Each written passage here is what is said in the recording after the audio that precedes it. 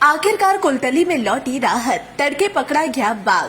दक्षिण 24 परगना के कुलतली ब्लॉक के मैपेट बैकुंठपुर ग्राम पंचायत इलाके में पिछले कुछ दिनों से बाघ का आतंक फैला हुआ था।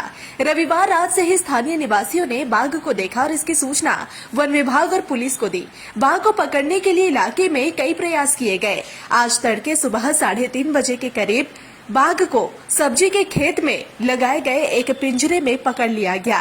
बाघ को लुभाने के लिए पिंजरे में बकरा रखा गया था। वन विभाग के अधिकारियों ने बताया कि बाघ का स्वास्थ्य परीक्षण किया जाएगा, जिसके बाद उसे गहरे जंगल में छोड़ा जा सकता है। बाघ के पकड़े जाने से इलाके के लोग राहत की सांस ले रहे हैं।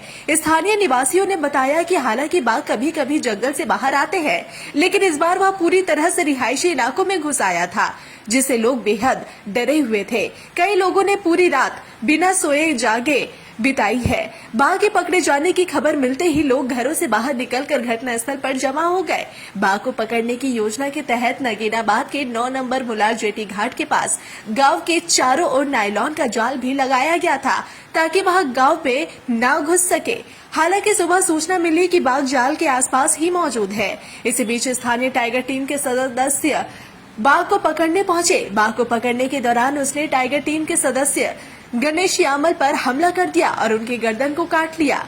साथ ही कर्मचारियों ने लाठियों से बाघ को मारकर गणेश को बचाया, जिसके बाद बाघ जंगल में भाग गया। घायल वनकर्मी को एसएसकेएम अस्पताल में भर्ती कराया गया है।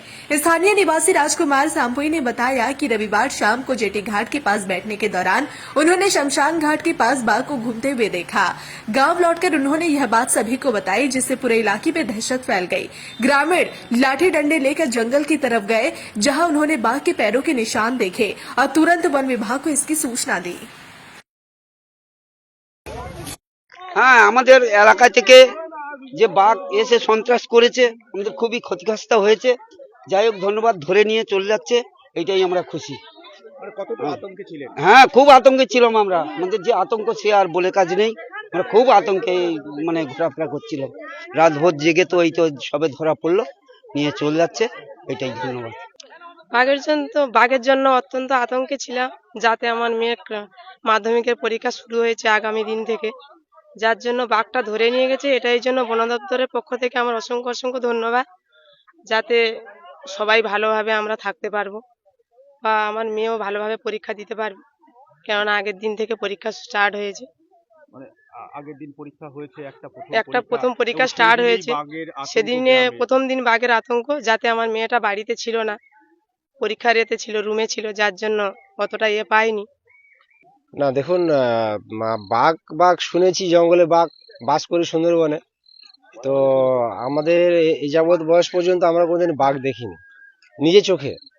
তো এই প্রথম আমরা সচক্ষে দেখলাম বাঘ, এবং আমাদের এলাকার অনেক মানুষ যারা আছেন তারাও বাঘ দেখেন, এই বাঘ দেখলো। বনকর্মীরা যথেষ্ট সক্রিয়তার সঙ্গে বাঘকে খাঁচাবন্দি করেছেন এবং আজকের সেটাকে নিয়ে যাচ্ছেন। তার সুস্বাস্থ্য পরীক্ষা হবে, তারপরে কি জঙ্গলে ছাড়া হবে।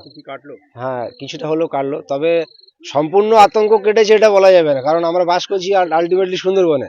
তো এইটা নিয়ে এই শীত সিজনে 5 থেকে 7 দফা বাঘ পেরিয়েছে, তবে আমাদের বাড়ি সংলগ্ন পেরিয়েছে ফার্স্ট টাইম। থাকবে কি করে? একটা ক্ষতিপূরণ মানুষ দিতে পারবে সরকার? ওই যা বলেছি ওই বলেছি, আমি সরকার এর কি নেবে নিক, মানুষ কত আতঙ্কে থাকবে? একটা ক্ষতিপূরণ মানুষের সরকার দিতে পারবে? হ্যাঁ, এর মানুষ সবসময় ভয় আতঙ্কে থাকবে। সরকারের ক্ষতিপূরণ কি দেবে? একটা মানুষের জীবনের দাম দিতে পারবে? চাইছেন সরকার কি ব্যবস্থা নিক, সঠিক নিরাপত্তা দিক, মানুষ একটু নিশ্চিন্ত ভাবে যেন থাকতে পারে। যাও ম্যাডাম, বাঘটা কখন, এটা বাঘ না বাঘি দিয়েছে? এটা বাঘ আছে। কত এজ আছে, কিভাবে এটা কখন ধরা পড়লো? আমাদের ডক্টরবাবু প্রিলিমিনারি যেটা চেক করে বলেছে, তো মেল আছে, পূর্বাস মেল আছে, অ্যারাউন্ড 10 ইয়ার্স এজ হবে, 3:30 নাগাদ ধরা পড়েছে। ম্যাডাম, অবশেষে মুইপিটের চাষ রয়্যাল বেঙ্গল টাইগার ধরা পড়লে একজন বনকর্মী আহত হয়েছিল, এটাকে আপনি কিভাবে দেখছেন? কারণ পরপর দুটো বাঘ কয়েক সপ্তাহের ব্যবধানে ধরা পড়লো। কনফ্লিক্ট একটু আছে, কিন্তু তার সঙ্গে সঙ্গে আমাদের রেসপন্সও আপনি দেখবেন কি কোনো সময় আমাদের টিম কোনো সময় সময়টা নষ্ট হয় না।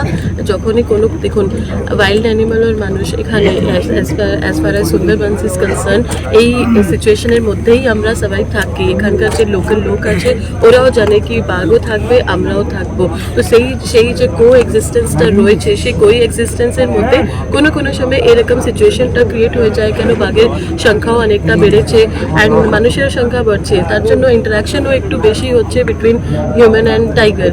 তো কিন্তু যখনই এরকম কোনো সিচুয়েশনটা অ্যারাইজ করছে তার সঙ্গে সঙ্গে যে র্যাপিড আমাদের যে রেসপন্সটা থাকে, আমাদের যে টিম যে ফিল্ডে দাঁড়িয়ে থাকে ওরা ইমিডিয়েটলি আমরা যে আছে রেস্কিউ করে অ্যানিমালটাকেও আমরা সুস্থভাবে আমরা জঙ্গলে ফেরত দিয়ে আসি অ্যান্ড তার সঙ্গে সঙ্গে যে গ্রামের লোক আছে ওনাদেরকেও আমরা প্রোটেক্ট করতে পারছি। অ্যাজ টিল নাও যতই আমাদের ইনসিডেন্সেসটা রয়েছে আমরা একটু আমাদের টিম খুব ভালোভাবেই কাজ করে অ্যানিমালটাকেও রেস্কিউ করেছে, গ্রামটাকেও প্রোটেকশনটা দিতে পেরেছে।